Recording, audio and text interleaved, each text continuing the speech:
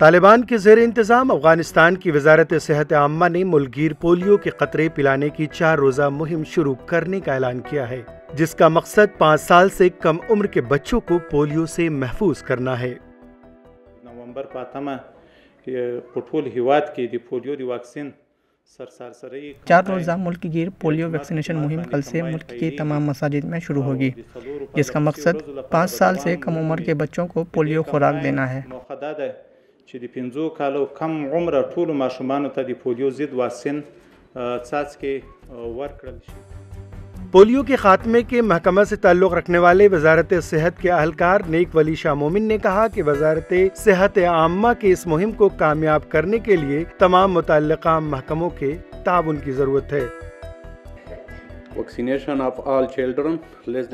قومی حفاظتی ٹیکوں کے دنوں میں ملک میں 5 سال سے کم عمر کے تمام بچوں کا ویکسینیشن ایک بہت بڑا کام ہے۔ صرف وزارت صحت عامہ کے لیے اس کام کو کامیابی سے مکمل کرنا ممکن نہیں، اس لیے ہمیں تمام متعلقہ محکموں کے تعاون کی ضرورت ہے۔